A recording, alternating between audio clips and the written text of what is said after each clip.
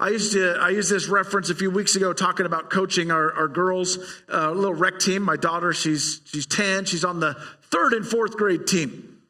And how many of you guys have ever watched 3rd and 4th graders play basketball? There's not a lot of like team dynamic yet. There's not a lot of anything yet. And as I began to think about this, I think this will parallel beautiful. When you're looking at them, there's not a lot of skill developed. So do we just turn them loose on the basketball court and hope for the best? If you're coaching the 3rd and 4th graders, you're the coach now. Do you just, hey guys, I know y'all are horrible at basketball. You can't dribble, you can't shoot, and you have no idea how to pass, let alone ever run a play. So here's your jersey, and go get him, Tiger. What good would that do? But here's what happens is we find the one good kid. And I've watched this over and over.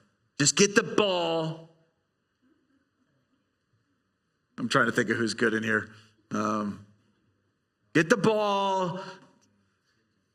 He's smiling. He's like, give me the ball, Dad. Get the ball to Ben.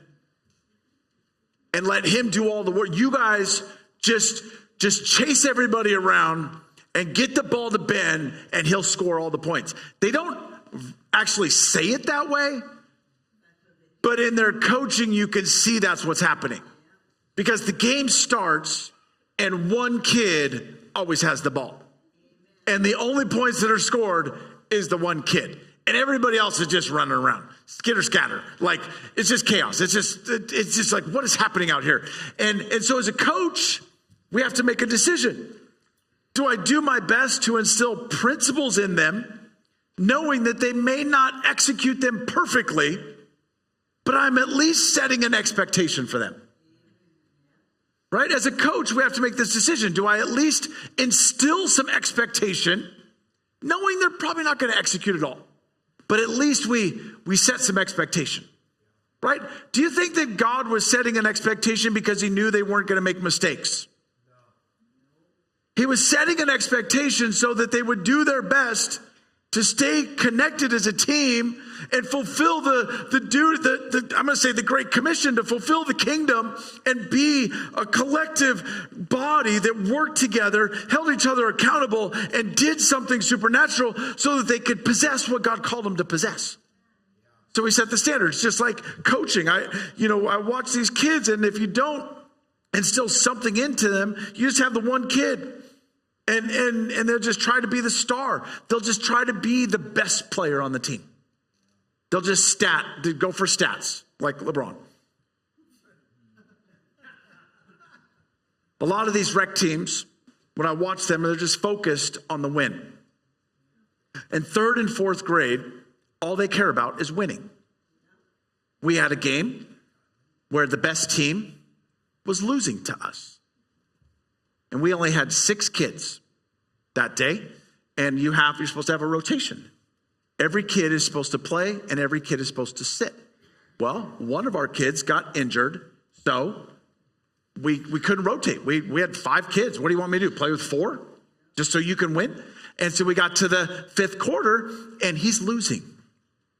And he's ticked off that that one of our players has not sat.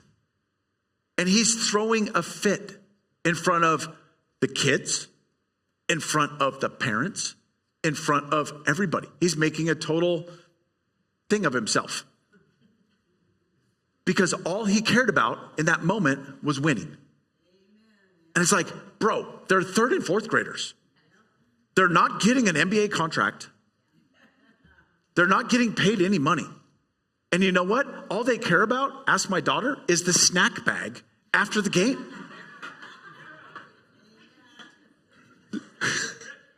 She's like, I'm so excited to play basketball again. I can't wait for the snacks. I'm like, what about the win? What about winning? But what are we doing? We're so focused on the win that we're willing to disregard what's important instilling something in the students and the kids so that when they grow and they get to the place to where winning actually matters, what's in them will come out of them.